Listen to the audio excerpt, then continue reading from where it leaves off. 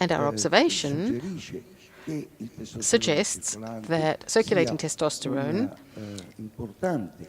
is an important marker for the hormone dependence of the disease, hence a marker for hormone-dependent disease. And obviously, this leads or lends further support to the hyperandrogen theory. We can skip that. We're not interested in that. So, to try and interpret our findings regarding the association between testosterone and estrogen receptors, we have to start from the biosynthetic pathways of sex steroids. And as you can see, testosterone synthesis may occur via a number of metabolic pathways.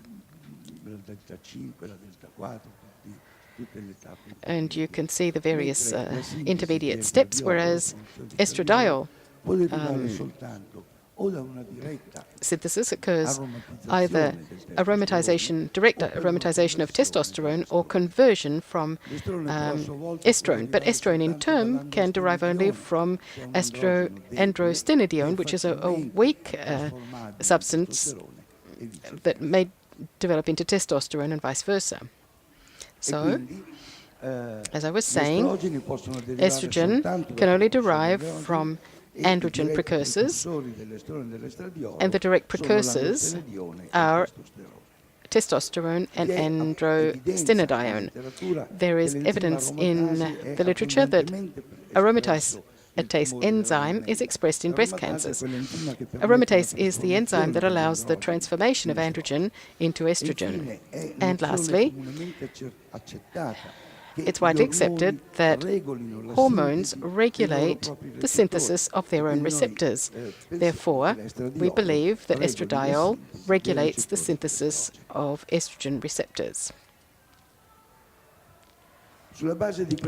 Based upon these observations, we assume that circulating testosterone is a good indicator, a good marker for the androgen precursors available for intratumor synthesis of estradiol, and therefore we believe that circulating testosterone is associated with the ER content, assuming that estradiol induces the synthesis of its own receptors.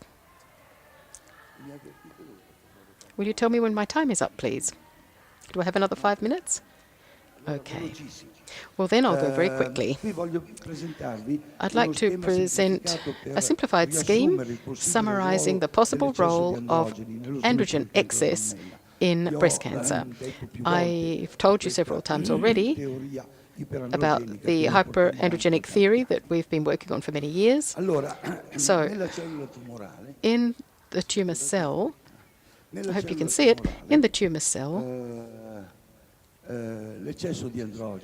excess androgens in the presence of high aromatase activity will favor an increased transformation of testosterone into estradiol, therefore androgen to estrogen, which binds to its own receptor and will then perform two actions.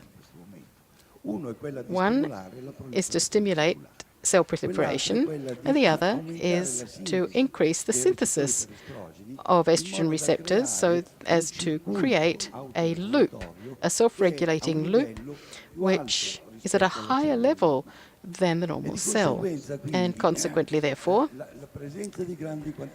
large amounts of androgen and increased aromatase activity will induce the continuous production of high amounts of estrogens.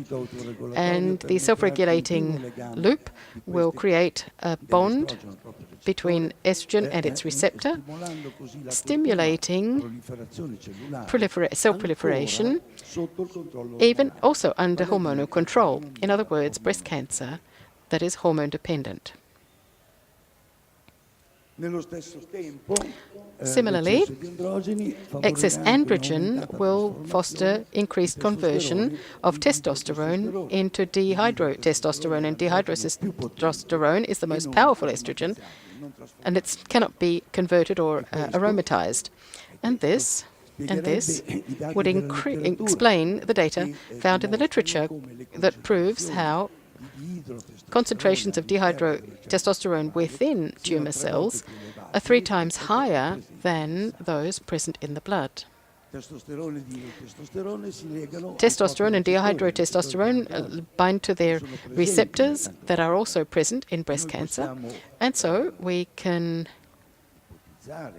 assume quite reasonably that androgens stimulate the synthesis of their receptors, and this explains why we so commonly come across the coexistence of estrogen receptors and androgen receptors within the same tumor. Almost all hormone or estrogen receptor tumors are positive for androgen receptors. Now, let me get to my conclusions. And my conclusions are that, based upon our findings, the most important finding is that testosterone is a marker, a very powerful marker for hormone-dependent breast cancer, and versus estrogen receptors, it is easy to measure at any time before beginning treatment and during follow-up. Second, according to the scheme I showed you before, testosterone and estrogen oftentimes cooperate in growing tumors and may be considered not as 2 hormones or 2 families of hormones that are in contrast with one another, but rather as the 2 sides of the same coin.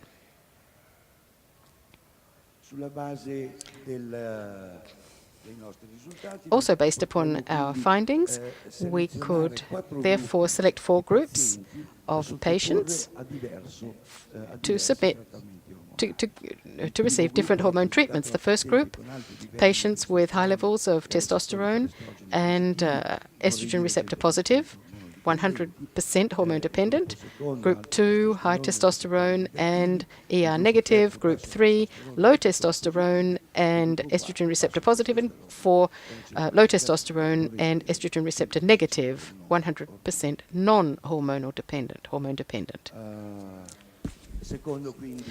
So therefore, as we found and as has been proven over 40 years of research, testosterone levels should be routinely determined in all patients at the time of diagnosis of breast cancer in order to schedule treatments with the twofold objective of treating the cancer and also correcting the basic hormonal abnormality underlying the disease, thus reducing the likelihood of recurrences. And if I have another minute or 30 seconds, we believe that even the findings emerging from basic research could be better understood if they were interpreted in light of the patient's hormonal status and not only of the characteristics of the tumor. We believe, and we assume, that the molecular mechanisms leading to cancer growth are probably different in the 4 groups of patients than we illustrated previously. Thank you for your attention.